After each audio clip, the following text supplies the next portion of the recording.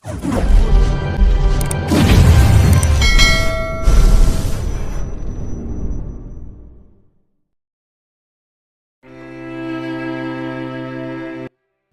wakas, hindi kailangan ni Pamelang pumunta sa ospital dahil na-discharge na sa Denver.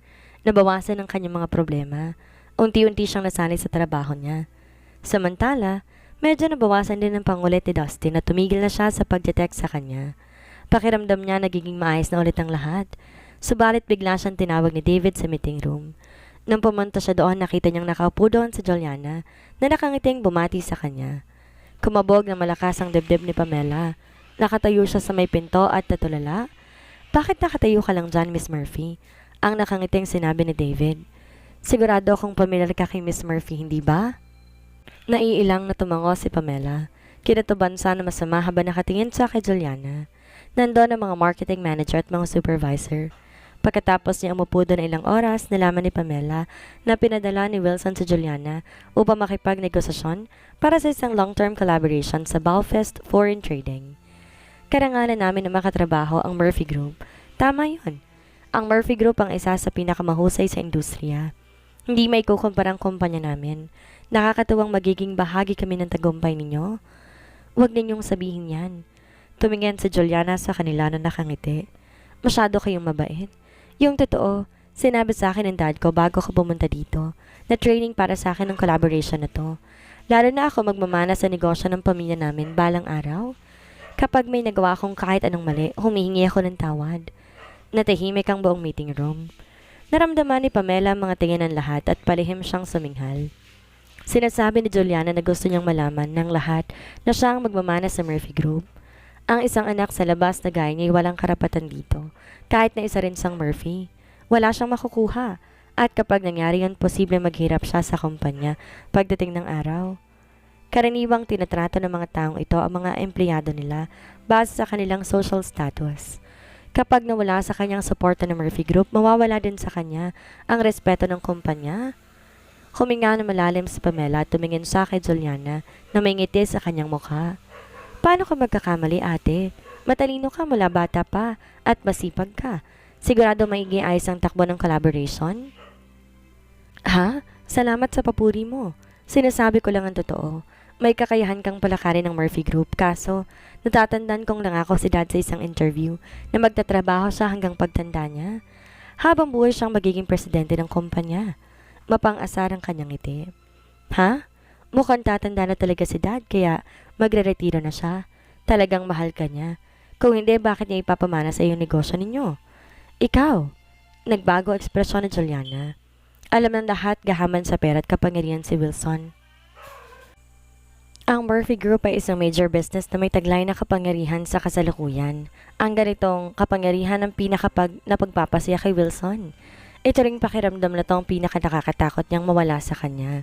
Siguradong labag sa prinsipyo niya na sinabi ni Juliana na mamanahin niya ang Murphy Group sa harap ng mga tao. Kapag narinig ni Wilson, kinagat ni Juliana ang kanyang labi at tumingin siya na masama kay Pamela na nakangiti sa kanya. "Nasa opisina tayo, kaya wag na natin pag-usapan na nangyayari sa pamilya natin." Tumayo si Pamela. Pinamigay niya ang collaboration proposal sa lahat. "Ito ang proposal na pinagpagura ng aming planning department ditong nakarang ilang araw. Please, basahin niyo to. Sabihan niyo ako kung may mga kailangan pong baguhin. Kakausapin ko ang planning department." Kalmadong tumingin si Pamela kay Juliana. "Miss Murphy, ito ang latest proposal format. Siguro naman naiintindihan mo to." "Anong ibig mong sabihin?" "Isa lang tong walang kwentang proposal. Sa tingin mo ba hindi ko to maiintindihan?" "Tama ka. Pasensya ka na sa sinabi ko." Diniin ni Pamela ang bawat salita. Si Miss Murphy ang tagapagmana ng Murphy Group. Siguradong kahanga-hangang kakayahan mo sa business. Siyempre, maiintindihan mo ang proposal. "Pamela!" Nainis si Juliana dahil pinahiya siya ni Pamela. Sinadya ni Pamelang bigyang diin ang salitang tagapagmana. Tumingin si Pamela kay Juliana ng may malamig na ekspresyon habang gusto namang sumabog sa galit ni Juliana, ngunit pinigilan niya ang kanyang sarili upang hindi siya mapahiya sa harap ng lahat. Iniisip ni Pamela na nakakaawa at katawa-tawang tingnan sa Juliana. Yung totoo, wala siyang pakialam sa mga Murphy. Kailanman hindi niya naisip na makipag-agawan kay Juliana para lang sa mana. Subalit sobra ng pang-api sa kanya ni Juliana. Kalmadong umapo si Pamela sa kanyang upuan at tumayo si David upang pakalmahin ang sitwasyon sa pamamagitan ng pagsisimula sa meeting. Subalit muling narinig ang malamig na boses ni Juliana nung sandaling iyon. Nauuhaw ako sa kakasalita. Hindi man lang ba magsaserve ng tsaa yung kumpanya ninyo para sa mga kliyente? Nang marinig niya ito, si Cyrus Kinley na mula sa marketing department, sumenya sa mga tauhan niya. Pagkatapos, tumingin sa Juliana kay Pamela na may malamig na ngiti sa kanyang mga labi. Natatandaan ko, magaling ka sa pagsisilbi at pag-aliw sa ibang tao, hindi ba, Miss Murphy? Kung ganoon, pwede mo ba akong igawa ng tsaa? Lumingon ang lahat at tumingin kay Pamela. Sa kasamang palad, kailanman hindi matatapos ang away sa pagitan ng tunay na anak at ng anak sa labas. Tumayo si Pamela at tumingin siya kay Juliana bago siya naglakad papunta sa pantry na wala ekspresyon ng kanyang mukha. Kumikibot ang mga talukap ng mata ni David. Pinagpawisan siya na malamig nung naisip niya na may nagutos sa kanila Gerardo at Franco na pagsamahin ang dalawang kumpanya. Nung tatayo na sana siya upang pigilan si Pamela, muling may sumulpot sa kanyang isipan. Baka nagkataon lang to. Baka balak na talaga ng dalawang kumpanya na mag-merge.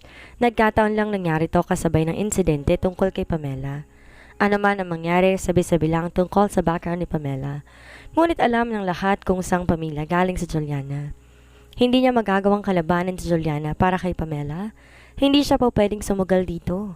Muli, umupo si David. Tinuwid niya ang kanyang likod at nanatili siyang tahimik, gaya ng ibang tao sa meeting room. Di nagtagal, bumalik si Pamela dalang isang tray ng tsaa. Naghanda siya ng isang tasa ng tsaa para sa bawat isang tao sa meeting room at pinuno ng mabangong amoy ng tsaa ang silid.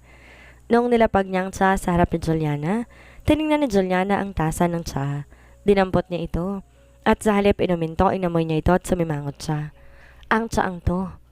Nilapag na ibang mga tao ang mga tasa nila at tumingin sila sa kanya ng tahimik. Suminghal si Juliana at sinabing, mukhang di tama ang kulay nito. Hindi mo hinugasan yung tasa bago mo ginawa yung tsaa para sa amin, hindi ba? Miss Murphy, bakit napakadugyot mo? Isa kang direktor. Hindi ako makapaniwalang hindi mo man lang kayang gawin ang ganitong kasimpleng bagay. Maswerte ka kung pinagsilbihan mo ngayon. Pinag-cross ni Julian ang mga braso niya sa harap ng kanyang dibdib at sinabi niya na, kung naibang tao lang ako, baka napahiya ka na. Miss Murphy, wag mong kalimutan na nire-representa mo ang kumpanya natin sa harap ng kliyente natin. Umaasa kung di na maulit ang ganitong pagkakamali. Naiintindihan mo? Tinignan lang siya ng tahimik ni Pamela.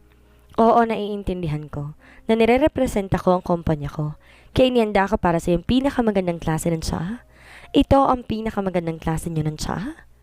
Ito ang tsaa mula sa sikat na brand ng tsaa na kilala bilang Harley & Sons. Natawa si Pamela. Hindi ka pa ba nakainom nito dati? Nagbago ang ekspresyon ni Juliana.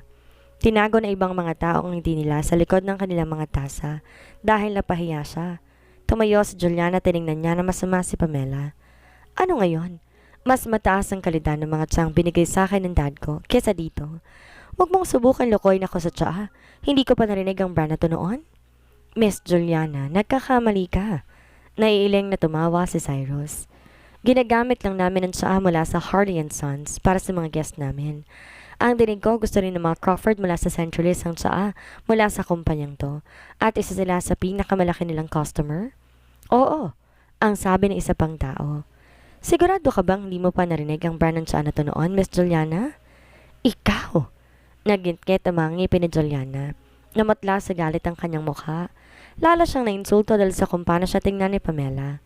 Nagalit siya, tinablot niya ang tasa ng tsaa at sinubukan niya tong isabay kay Pamela. Inasahan na ni Pamela ang gagawin niya at mabilis siyang umiwas papunta sa gilid. Kumalat sa pader ang mainit na tsaa at nahulog sa sahig ang tasa at nabasag ito. Nanahimik ang buong meeting room at napatingin ang lahat kay Juliana. Miss Juliana, anong... Sumama ang loob ng parehong mga direktor. Kapag nakatrabaho nila siya, magkakaroon ng malaking gulo. Naglakad si Pamela palapit kay Juliana ng tahimik at hinawakan niya ang kanyang braso. Sisigawan sana ni Juliana si Pamela, ngunit tiningnan niya siya ng masama. Bihira maging seryosong mukha ni Pamela at di na siya gaya ng dati na kinakayan-kayanan ni Juliana. Nakaramdam ng kaba si Juliana. Kumibot ang kanyang mga labi at hindi siya nangahas na gumawa ng kahit konting ingay. Karaniwang sinasabi ng mga tao na naimpluwensyahan ng mga mag-asawang kilos at ugali ng isa't isa. Posible kayang pagkatapos ng pakasalan sa Denver, naglaho ng pagiging mabuti ni Pamela at naging kasing bagsik na siya ni Denver? Anong balak mong gawin? Binabaan ni Pamela ang kanyang boses at puno ng galit ang kanyang mga mata habang nakatingin siyang maigi kay Juliana. Ate, nire-representa kong kumpanya at nire-representa mong tatay natin at ang mga Murphy. Sinusubukan mo bang ipahiya ang tatay natin sa pagiging bastos mo? Tumingin sa kanya si Juliana at kiniyom na mahigpit ang kanyang mga kamao. Alam mo ba ako anong mangyayari kapag natamaan ako ng tasa ng tiyan ngayon kanina? Napakaraming tao sa kumpanya. Siguradong meron tao din ang gustong sumikat at ipakalat ang video sa publiko. Bilang Party A, ininsulto at sinaktan ng mga Murphy ang staff ng Party B na walang dahilan. Kahit sa anggulo ko tingnan, parang itong perpektong headline para sa dyaryo. Ate, ang tatay natin isang tao na pinahahalaga ng kanyang reputasyon na higit pa sa kahit anong bagay. Ano sa tingin mo ang gagawin niya sa'yo? Namula ang mukha ni Juliana at di siya makapagsalita. Ngumisi na malamig si Pamela at pinakawalan niya ang braso ni Juliana. Ate, bibigyan kita ng payo. Dahil pumasok ka para magtrabaho, dapat mag-ingat ka sa mga sinasabi mo at sa mga kilos mo. Lalo na isa ako sa mga Murphy. Ayokong mahila mo ako pababa. Sa tingin ko, hindi gusto ni Miss Murphy ang tsaang to. Nilakasan ni Pamela ang kanyang boses at nagsalita siya habang merong ngiti sa kanyang mga labi. Kukuha ko ng isa pa para sa'yo. Pagkatapos noon tumalikod siya at umalis siya sa meeting room. Total hindi niya alam kung paano kumilala ng magandang klase ng tsaa. Bibigyan ko na lang siya ng tubig. Nang maisip yun ni Pamela, napangiti siya. Bigla siyang may naalala. Yung totoo, hindi rin niya alam ang Harley & Sons. Nalaman lang ang brand na to dahil ginawa ni Denver ang ganitong klaseng tsaa noon para sa kanya. Si Denver din na nagturo sa kanya kung paano gawin ang tsaa. Di niya ganong iniisip ang tungkol dito noon dahil di naman siya mahilig sa tsaa. Hindi niya inaasahan na gusto ng mga Crawford mula sa Centralist ang brand ng tsaa na ito at napakamahal nito. Sumulpot ang isang ideya sa kanyang isipan. Posible kayang si Denver. Subalit, binaliwan niya ang ideyang ito dahil masyado tong kakatwa. Isa lang tong mas mahal na brand ng tsaa. Hindi ito isang bagay na bihirang makita. Hindi niya dapat pinagkukumpara mga ito. Si Denver ay si Denver. Imposibleng may kinalaman siya sa mga Crawford.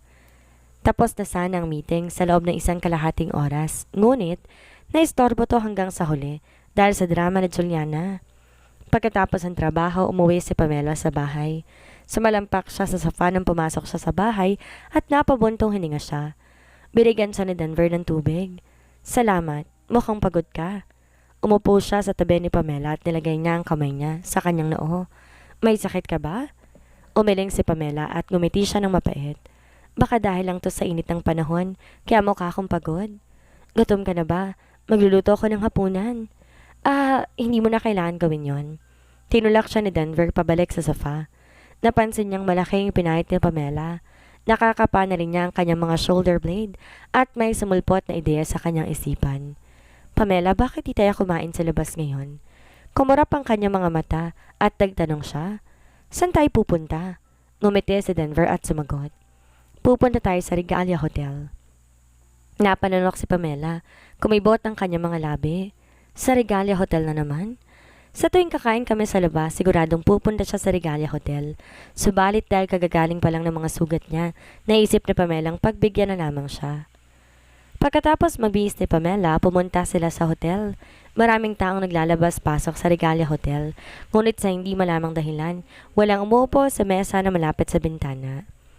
Pagpasok nila sa hotel, masaya silang dinala ng waiter papunta sa mesa malapit sa bintana. Honey, hindi ba dito tayo umupo nung huling 2 beses na pumunta tayo dito? Ang sabi ni Pamela. Napaka-maasikaso nila. 2 beses pa lang tayo nakakapunta dito, pero alam na nila kung saan lang tayo laging umuupo. Ngumiti si Denver pero di siya nagsalita. Tumingin siya sa menu at inabot niya ito sa waiter habang nagpapalitan sila ng tingin. Nakilala ng waiter si Denver dahil alam niya na magandang relasyon ni Denver kay Hinaro. Nagmadali siyang sabihan ng mga chef sa kusina. Di nagtagal na ihain ang lahat ng mga pagkain. Noong tinikman ni Pamela mga pagkain, natawa siya. Mahilig siya sa matamis. Kahit na matamis lahat ng pagkain, di masyadong mamantika ang mga ito. At gustong-gusto niya ang mga ito. Iba talagang malalaking hotel? Ang sabi ni Pamela. Napakaganda ng service nila. Natatandaan mong baigi ng chef yung mga hiling ng mga guest nila? Tahimik siyang tinignan ni Denver. Mas maganda na ba ang pakiramdam mo ngayon? Ha? Nagulat si Pamela. Di niya alam kung kailan to napansin ni Denver. Nilagay ni Denver ang laman ng crawfish na binalatan niya sa plato ni Pamela. Oo, nahihiyang umiti si Pamela. Magiging masaya ako basta't may masarap na pagkain. Naningkit ang mata ni Denver at natawa siya. Napakadali mong pasayahin. Ano pa bang magagawa ko? Ang sabi niya na nakanguso. Tuloy lang ang buhay at hindi natin dapat masyadong isipin yung mga problema natin. Ano man ang mangyari, mas gugustuhin kong maging masaya kaysa malungkot. Ito ang tamang ugali. Tumingin si Denver sa kanya na nakangiti at dahan-dahan niyang tinanggal ang mga tinik ng isda. Habang kumakain si Pamela, sinabi niya kay Denver lahat na nangyari sa kumpanya ngayong araw. Sa tingin ko, mangyayari ulit to sa susunod. Kilalang kilala ko siya. Mula ng bata kami, hindi niya matanggap ang katotohanan na mas magaling ako sa kanya. Nagtitimpi lang ako mula noon, kaya iniisip niya na pa pwede niya akong upihin. Pero simula sa araw na to, tapos na ako sa pagtitimpi sa kanya. Ang sabi ni Pamela habang nilalapag niya ang tinidor. Puno ng determinasyon ang kanyang mga mata. Kailangan niyang malaman na hindi lahat ng bagay aayon sa gusto niya at hindi niya ako pa pwedeng insultuhin dahil ang anak ako sa labas. Hindi ko mapipili ang mga magulang ko. Pero hindi yun dahilan para insultuhin niya ako. Tama yun. Inawakan ni Denver ang kanyang kamay. Ano man ang gawin mo, susuportahan kita. Ngumisi si Pamela at nagpatuloy siya sa pagkain.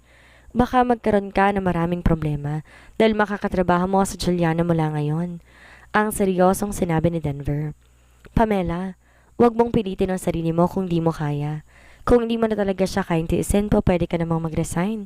Lalo na kaya kong ayos lang ako. Ngumiti si Pamela. Itabi mo na lang ang pera mo. Lalaki ka. Nakakayang wala ka man lang pera kapag lumalabas kayo ng mga kaibigan mo. Ngumiti si Denver at sinabi, Honey kasi, hindi ko kailangan magbayad kapag lumalabas ako kasama ng mga kaibigan ko. Hindi ako magre-resign. Ang sabi ni Pamela. Nagpakahirap ako para maabot ang posisyon na to, kaya hindi ako susuko ng ganun kadali. Huwag kang mag-alala. Kokontrolin kong sarili ko para walang mangyaring masama. Matatanda na tayong lahat. Kapag binigyan tayo ng pagsubok ng buhay, wala tayong magagawa, kundi tanggapin to. Mas sumigpit ang hawak ni Denver sa kamay ni Pamela. Pagkaraan ng ilang oras, sinabi niya na, kasalanan ko to. Kung mas malaki lang sanang kinikita ko, hindi mo alingan kapagdaanan lahat ng to. Anong sinasabi mo? Kaya ko to. Ngumiti si Pamela. Oo nga pala. Hindi tayo pwede magtrabaho para sa ibang tao buong buhay natin. Kailangan natin magkaroon ng sarili nating negosyo. Nagningning ang mata ni Denver habang nakatingin sa kay Pamela. Interesado siya sa sinabi niya. Sarili nating negosyo? Oo. Kung magagawa natin mag-invest o gumawa ng side hustle pagkatapos ng trabaho, magkakaroon din tayo ng dagdag na income. Ang seryosong sinabi ni Pamela. Kahit isang malit na tindahan o pwesto lang, pwede na yon. Kahit papaano may tuturing pa rin yung sarili nating negosyo. Kapag tayo ang bukas, magagawa natin lahat ng gusto natin. Hindi ba maganda yon? Anong klaseng negosyo ang gusto mong simulan kapag may pera ka? Nanahimik si Pamela at nag-isip siya na matagal. Mistula siyang isang batang babae na iniisip ang kanyang hinaharap. Kung marami akong pera, gusto kong bumili ng shopping mall. Pupunta ang mga tao sa shopping mall ko at bibili sila mula sa akin. Pero sa tingin ko, imposible yun.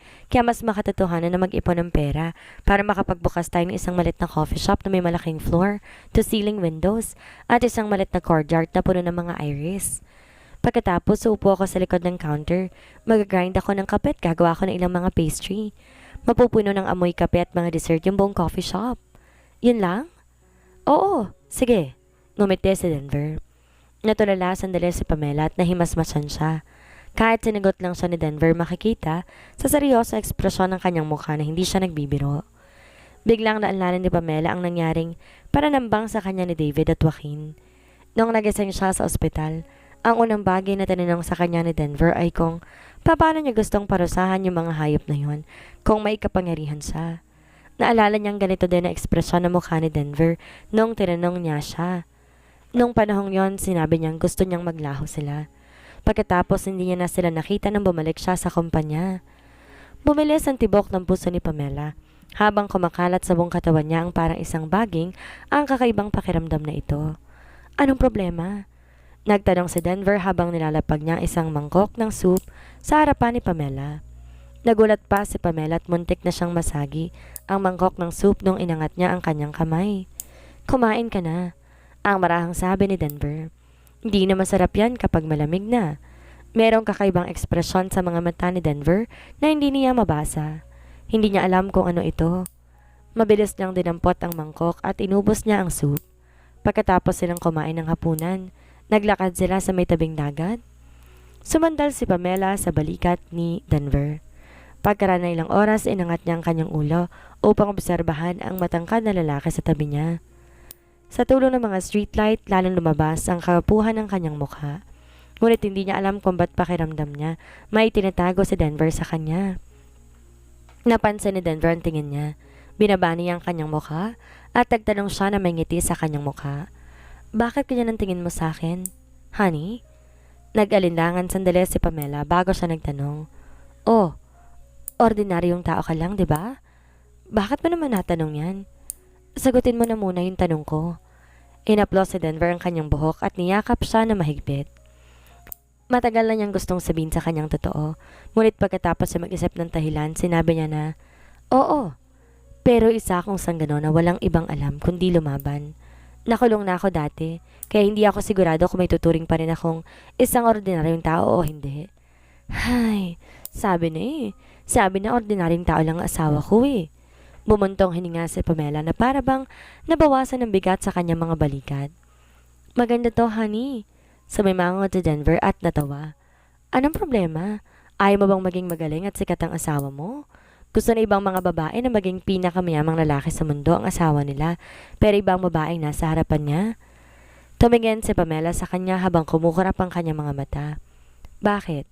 Hindi ba maganda na maging ordinaryong tao ka lang? Hindi naman sa ganun. Ngumiti si Denver. Ang gusto ko lang sabihin ay kung mas may kakayanan ng asawa mo, mas magiging maganda ang buhay mo, hindi ba? Kontento na ako sa kung ano meron ako ngayon. Kumapit si Pamela sa braso ni Denver at sumandal siya sa kanyang balikat.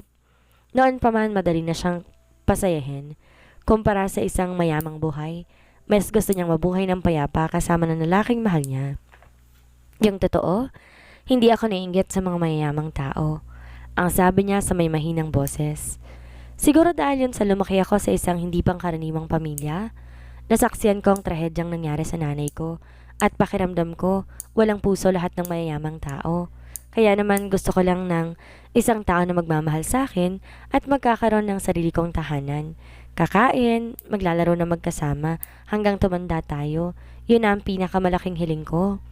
Tumingin sa kanya si Denver at nalungkot ang kanyang mukha. Paano kung nagtanong siya habang namamaos ang kanyang boses?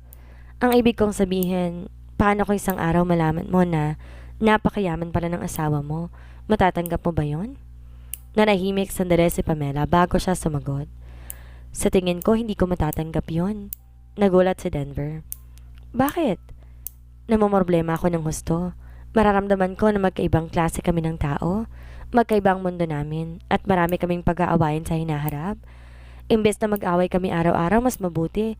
Maghiwalay na lang kami ngayon pa lang. Naging malamig ang mga mata ni Denver. Gusto mo makipaghiwalay sa akin? Anong kinatatakot mo? Wala naman totoo sa mga to eh. Tumawa si Pamela habang nakasandal siya kay Denver. Honey, ordinary mag-asawa lang tayo. Tigilan mo na yung pag-iisip tungkol sa mga ganitong bagay. Hindi makatotohanan yung iniisip mo. Ang kailangan natin gawin, mamuhay ng maayos at mag-ipon ng pera. Pagkatapos magkakaroon tayo ng mga anak at magkasama tayo hanggang pagtanda natin, okay? Okay. Sumagot si Denver habang tumatango. Hindi niya nakita ang pagkadismaya sa mukha ni Denver dahil sa madilim na paligid. Hindi niya rin alam na kabadong-kabado siya ngayon. Hinawakan siyang mahigpit ni Denver habang namimilipit sa kaba ang kanyang puso. Tumingin siya sa malayo. Wala siya makita kundi puro kadiliman. Gaya ng kinabukasan nilang dalawa. Nahimasmasan lamang sa Denver pagkatapos siyang tawagin ni Zora ng ilang beses at muntik na siyang mapaso ng kanyang sigarilyo. Kinuha ni Zora ang sigarilyo mula sa kanya at inihagis niya ito papunta sa ashtray habang nakatingin siya sa kanya na parabang isa siyang tanga. Hindi napigilan ni Hinara ang kanyang sarili at tumalakak siya ng malakas. Zora, hindi mo ito makikita araw-araw. Siguraduhin mong tatandaan mo to. Tinignan siya na masama ni Denver. Nagtanong si Zora, ano nangyayari sa kuya ko? Hindi siya ganito dati. Tama ka. Bumulong si Henaro. Hindi siya nagkakaganito bago siya kinasal. Di nagtagal na intindihan ni Zora kung ano ang nangyayari at natawa siya. Hindi sila pinansin ni Denver. Pinagtakpan niya ang hiya niya. Kumuha siya ng isang magazine sa gilid at binasa niya ito. Subalit narinig ang malakas na halakak sa loob ng silid. Tinuro siya ni Franco. Baliktad ang hawak mo. Dumilim ang mukha ni Denver. Alam ni Franco na malamang may kinalaman to kay Pamela. Gayunpaman isa tong bagay sa pagitan ni Denver at ng kanyang asawa. Kaya nila tong ayusin ng sinilang, kaya hindi niya kailangan magkwento sa kanila ng kahit na ano. Umupo si Henaro at sinubukan niyang baguhin ang pag-uusapan nila. Ngayon, ano na ulit ang pinag-uusapan natin kanina? Zora, anong nagaganap sa Centralis? Tumingin si Zora sa kapatid niya at sinabi niya, maraming ginawa ang uncle natin itong nakaraan. Lagi siya nakikipagtalo kay dad sa mga board meeting at di siya pinapansin ni Grandpa. Bukod pa rito, sinabi niya na nasa Chase land ka dahil ayaw mo na si Grandpa at gusto mo nang umalis sa mga Crawford. Suminghal si Henaro at sinabi niya, at naniniwala sa kanyang lolo ninyo? Baka hindi ito paniwalaan ng uncle natin kapag sinabi niya ito ng isa o dalawang beses, pero seryosong sinabi ni Denver. Kapag sinabi niya ito ng 1,000 beses, kahit ang isang kasinungalingan, nagiging totoo. Tumahimik ang lahat. Maliban sa tito natin, may ginagawa rin sa Tadeos. Nagpatuloy si Zora. Kuya, kailangan mo mag-ingat. Nabalitaan ko na kausap ni Tadeo sa mga tao mula sa underworld. Kung gusto kanyang saktan, gagawin niya to sa pinakasimple at bayolenteng paraan. Bukod pa dito, nasa dilim siya habang ikaw, nasa liwanag. Hindi mo siya po pwedeng hayaang makuha ang gusto niya. Oo, alam ko ang gagawin ko. Si Tadeo ay ang anak ni Harold at tulad ng sinasabi ng mga tao, hindi nalalayo ang anak sa kanyang magulang.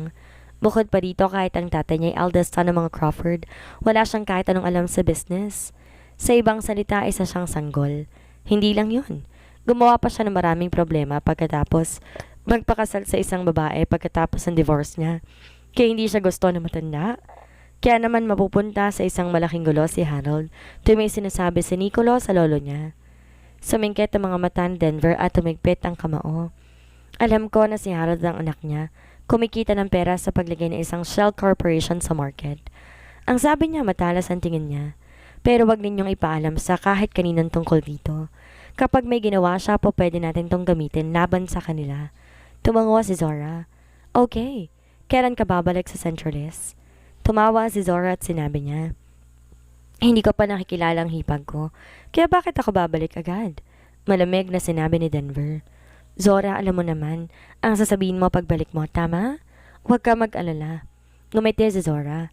Bago pumunta dito, nabalitaan niya mula kay Henaro na si Denver mahal na mahal ang asawa nito. Ang rason kung bakit tinago ni Denver ang pagkakakilanlan niya dahil natatakot siya na hindi tumatanggap ni Pamela pagkatapos malaman ng tungkol sa tunay na pagkakakilanlan niya. Marami ng pinakilalang babae si Nicolo kay Zephyr dati. Lahat sila talentado at maganda. Ngunit di nila nakuha ang atensyon ni Zephyr. Hindi nila inaasahan na madaling nahuli ni Pamela ang puso ni Zephyr at mas lalo naging interesado si Zora sa babaeng to. Tumingin si Denver kay Henaro. Oo nga pala, Henaro. Ang pamilya mo maraming business dito, kaya pamilyar ka ba sa mga shop sa Jangasas? Nabigla si Henaro ng ilang sandali bago niya tinanong nang nakakunot ang noo. Oo, magbubukas ka ba ng shop, Em?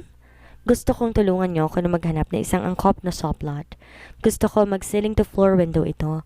Ang courtyard nito may nakatanim na mga iris at hindi to dapat masyadong malayo sa downtown. Ang 3 tao napadilat sa gulat. Huwag niyo akong tingnan ng ganyan. Tumingin si Denver sa kanila. Tumayo siya at pinagpag niyang damit niya habang naglalakad siya patungo sa pinto.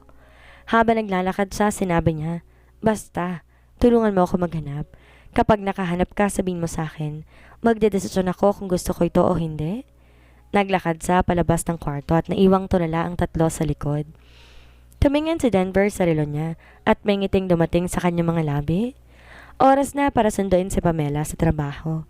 Itong laging ginagawa niya sa mga nakalipas na araw. Nagpapakita siya sa opisina ni Pamela sa oras na lalabas ito ng trabaho. Pagkatapos uuwi sila sakay ng bus, pupunta ng market na magkasama, magluluto na magkasama, at manonood ng drama ng magkasama. Ito ang klase ng buhay na pinapangarap niya, ngunit mahirap tong paniwalaan, na para bang maglalaho to sa anumang oras. Pagbaba niya ng hagdan, nagring ang phone niya. Ito ay mula kay Juliana. Denver, kakain kami ng dinner ngayong gabi, kaya bakit di ka sumama? Ayos lang kung ayaw mong sumama pero hindi ko sigurado kung saan dadalhin ng mga lalaking katrabaho ko si Pamela. Total hindi niya pa nasabi kahit kanino kung saan siya nakatira. Kaya maasa kung di ka magagalit kung ang mga taong ito ay dinala siya sa ibang lugar. Ibinaba ni Denver ang phone niya at huminahon siya na ilang sandali. Pagkatapos, nagdesisyon siya na tumawag kay Pamela para siguraduhing ayos lamang siya. Ang boses na tumunog mula sa kabilang linya, mahina at tila nagdadalawang isip. Honey, pinilit ako ng mga direktor na imbitahan ng mga kliyente namin ngayong gabi para sa dinner. Hay, sigurado ako ng pinakamalaking kliyente namin ay si Juliana, kaya kailangan ko sumama sa kanila. Sige, huwag ka mag-alala, ang sagot ni Denver. Hindi niya sinabing tinawagan siya ni Juliana. Nasaan ka ngayon? Isend mo sa akin ang lokasyon mo, susunduin kita. Sige, sumagot na nakangiti si Pamela. Pagkatapos, sinend niya ang lokasyon kay Denver. Kinumpara ni Denver ang address na binigay ni Juliana sa kanya para kumakumpirma na nasa isang lugar sila. Nung una nag-aalala siya na may binabalak sa Juliana laban kay Pamela, kaya gusto nitong dalhin siya sa ibang lugar. Ngunit ngayon mukhang hindi nagsisinungaling si Juliana sa kanya. Pero bakit siya tumawag para sabihin sa akin na pumunta sa dinner party nila? Nag-isip na malalim si Denver. Ano man iniisip niya, kailangan niyang pumunta doon para lang makasigurado